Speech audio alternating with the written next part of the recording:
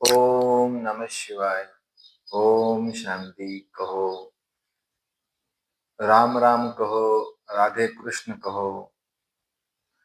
सारे विश्व की आत्माएं एक परमपिता परमात्मा शिव की ही संतान है। चाहे कोई ज्ञानी हो, चाहे कोई अज्ञानी हो, चाहे बीके हो, पीबीके हो, ओम मंडली हो, विश्व की किसी भी कोने में कोई भी बच्चा हो, कोई भी आत्मा हो, वो है तो आखिर एक परमात्मा की संतान। और हम बच्चे जब भगवान के बच्चे हैं तो बाबा ने हमें शिक्षा दी है कि हर मनुष्य को आत्मा समझना है। क्या समझना है? आत्मा।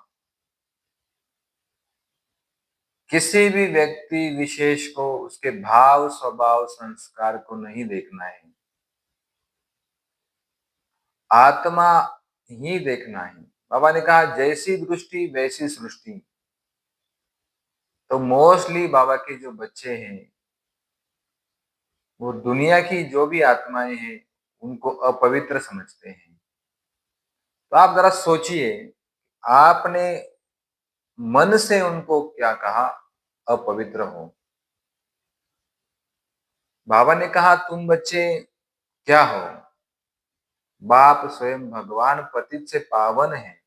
पतित आत्माओं को पावन बनाने के लिए आया है। पतित को पतित बनाने के लिए तो आया ही नहीं है। जब हम संकल्प करते हैं, बीज रूप आत्माएं, सृष्टि के बीज रूप आत्माएं जो भगवान के बच्चे अपने आप को कहते हैं, जब हम संकल्प करते हैं कि ये पतित है तो वो और पतित बन जाते हैं। जैसी दृष्टि वैसी सृष्टि। और उसमें भी गुह्य रहस्य है कि आपने इस सृष्टि के अंदर क्या थॉट्स किया कि वो पतित है। बीज क्या बोया? ये भी एक सृष्टि है। इस सृष्टि में आपने बीज बोया कि पतित है, तो सामने वाला बाद में पतित बनेगा। उससे पहले ही वो जो बीज है वो आपके अंदर से अंकुरित हो जाएगा और आप ही पतित बनते जाओगे। इसलिए बाबा ने बहुत गहराई से समझाया है हम बच्चों को कि किसी भी आत्मा का भाव, स्वभाव और संस्कार को नहीं देखना है। उसके मूल स्वरूप को देखो, उसके अनादि रूप को देखो। वो आत्मा है और आत्मा है ही परम पवित्र। पवित्र, शांत स्वरूप, आनंद स्वरूप, प्रेम स्वरूप। तो विश्व की हर आत्मा को, मनुष्य को, जीव आत्मा को आत्मिक रूप में देखना है। जैसे बाबा हम बच्चों को देखते हैं, बाबा ने किसी भी बच्चे के लिए ये नहीं कहा कि तुम पवित्र हो, अपवित्र हो, अपवित्र हो। बाबा तो कहते हैं कि बच्चे तुम कौन हो, अपने आप को पहचानो। तुम आनंद के, मास्टर आनंद के सागर हो, मास्टर ज्ञान के सागर हो, मास्टर पवित्रता के सागर हो। और हम बच्चे दुनिया की आत्माओं को क्या देखते हैं, किस नजर से देखते हैं? जैसी दृष्टि, ये दृष्टि नहीं, मन की दृष्टि। जैसा सोचोगे वैसा बनोगे। ये एक सृष्टि है, एक धरनी है, एक शक्ति है। यहाँ जिस हिसाब से आप बीज डालोगे उसी हिसाब से आपके अंदर गुण और अवगुणों की स्थापना होगी। अगर दुनिया की मनुष्य आत्माओं का आप विकारी दृष्टि से देखते हो और कहते हो कि वो विकारी है, तो सबसे पहले आप विकारी हो, क्योंकि मन की दृष्टि आपकी पवित्र नहीं है। बाबा ने कहा पवित्र किसको कहा जाएगा? जो मन से पवित्र है उसको ही पवित्र कहा जाएगा। अगर किसी भी आत्मा के प्रति अगर सूक्ष्म अति सूक्ष्म में भी कोई ईर्ष्या, द्वेष है, कोई नफरत है, तो आप पवित्र नहीं हो। ब्राह्मण परिवार को स्व की चेकिंग करनी चाहिए। उन्नति क्यों नहीं हो रही है? खुशी क्यों नहीं बढ़ रही है? प्राप्ति क्यों नहीं हो रही है? पहले तो हम किस दृष्टि से दुनिया को देखते हैं, स्वयं को देखते हैं, इसके ऊपर विचार सागर मंथन करना चाहिए सभी बच्चों को। आज की बाबा की मुरली है 12/10/2002। गीत बड़ा सुंदर है, तुम्ही हो माता पिता तुम्ही हो। तो यह दादे के लिए शब्द है, बहुत ही सुंदर है। यह दादे के लिए शब्द है, तुम ही हो माता पिता तुम ही हो, दादे के लिए, बिंदु के लिए नहीं कहा बाबा ने। तुम ही हो माता पिता तुम ही हो। बहुत गुह्य रहस्य है। इसके ऊपर हम बच्चों को, पूरे ब्राह्मण परिवार को विचार सागर मंथन करना चाहिए और अपने बाप दादा शिव बाबा को पहचान कर, जानकर यथार्थ याद करना चाहिए।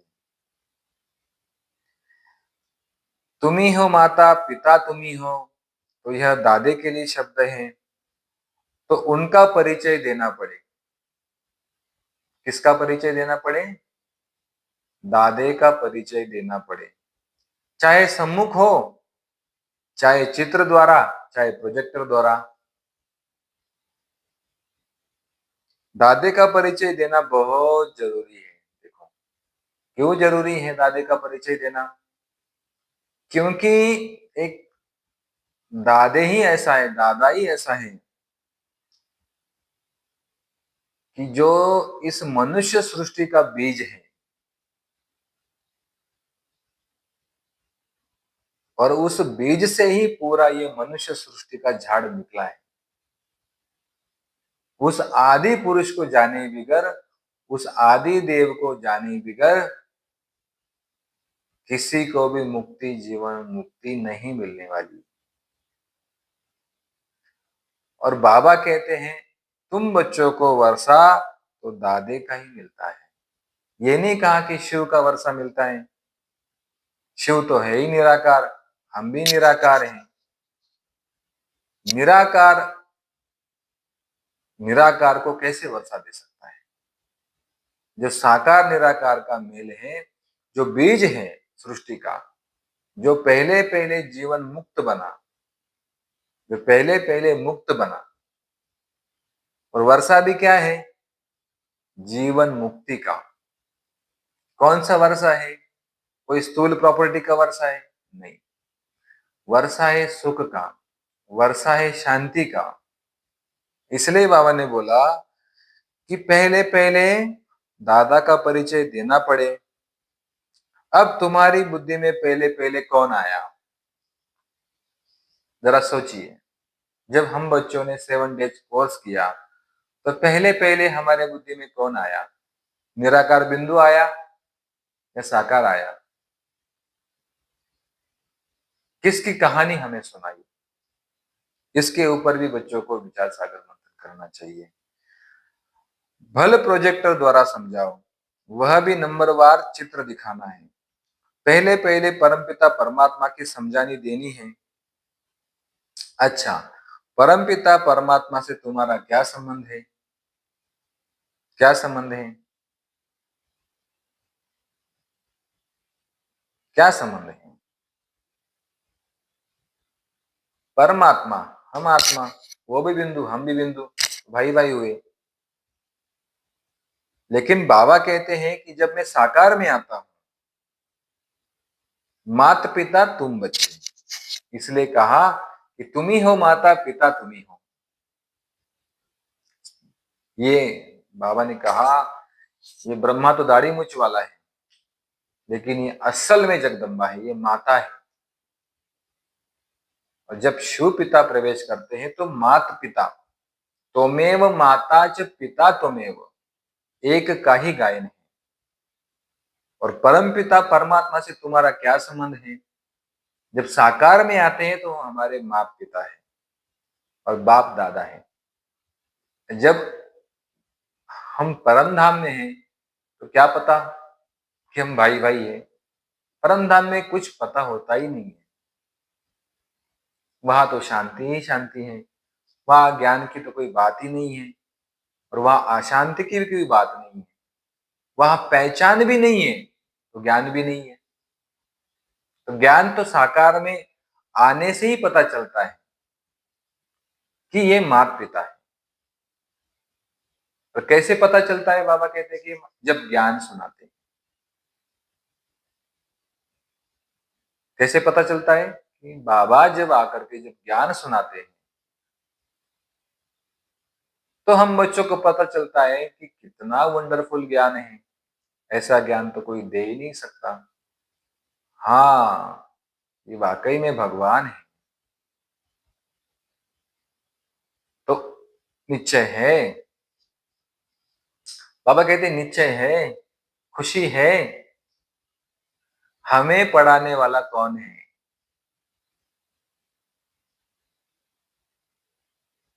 हमें पढ़ाने वाला कौन है?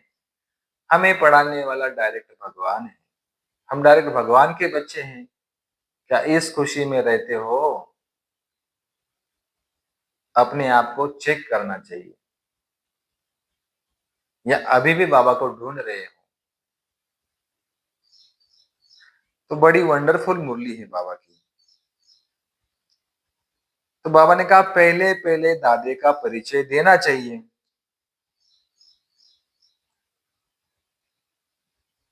भगवानुवाच, तो पहले भगवान का परिचय देना चाहिए। तुम सबकी बुद्धि चली गई है ऊपर। सबसे ऊंचा है परमपिता परमात्मा निराकार शिव बाबा, फिर ब्रह्मा विष्णु शंकर, फिर यहाँ आओ। तो जैसे घर में माता पिता और दादा बैठे होते हैं, वह है हद का और यह है बेहद का, चित्र सहित लिखत होनी चाहिए। बाबा ने क्या कहा? भगवान कहने से तुम बच्चों की बुद्धि कहाँ जाती है? ऊपर। लेकिन सबसे ऊंचे ऊंचे शिव बाबा।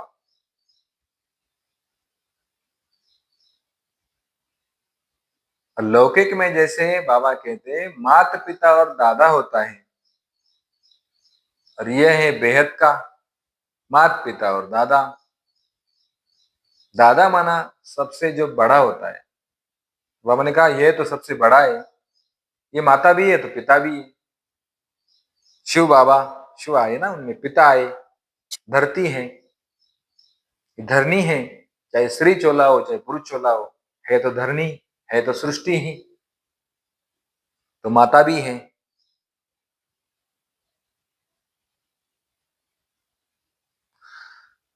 तुमको निश्चय है कि यह शिव बाबा है। यह शिव बाबा है, वह नहीं। परम धाम में जो है वह नहीं, यह शिव बाबा है। यहीं पर बच्चे मूंझते हैं। इसलिए बाबा ने कहा कि बच्चे मुझे यथार्थ जानकर याद करो। यथा अर्थ। परम धाम में क्या जानना यथार्थ? बच्चे गीत लगाते हैं, चलो हम चले पांच तत्वों के पार। कहाँ जाएंगे पांच तत्वों के पार? पांच तत्व तो यहाँ है, यहीं परे होना है। बाबा कहते हैं मैं नीचे आया हूं। पांच तत्वों के पार कहाँ जाएंगे? यहाँ प्रैक्टिकल में हमें देही अभिमानी बनना है, जो हम है नहीं। तो यहां परे होना है। यहां हमें शांति की अनुभूति होनी चाहिए। यहां हमें प्रैक्टिकल में सुख की अनुभूति होनी चाहिए। और यहां हमारे अंदर पवित्रता की धारणा भी होनी चाहिए, प्रैक्टिकल में, शरीर छोड़ने के बाद।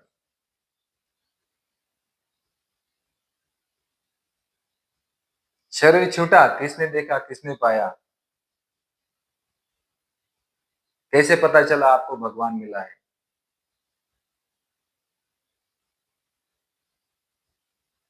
आज की दुनिया में भी आप देख लो, किसी को 1 करोड़ 2 करोड़ मिल जाए, वो उसके अंदर कितनी खुशी होती है। किसी को पद मिल जाए,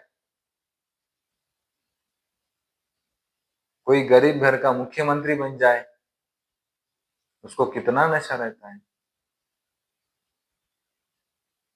अगर हमें भगवान मिला है, अगर हमें बाप मिला है, अगर हमें प्राप्ति हुई है, तो उसकी खुशी होनी चाहिए। अगर नहीं हो रही है खुशी, तो कुछ तो कमी है। या तो नीचे नहीं है, या मिला नहीं है, या आपने समझा नहीं है। तो पूरे ब्राह्मण परिवार को विचार सागर मंथन करना चाहिए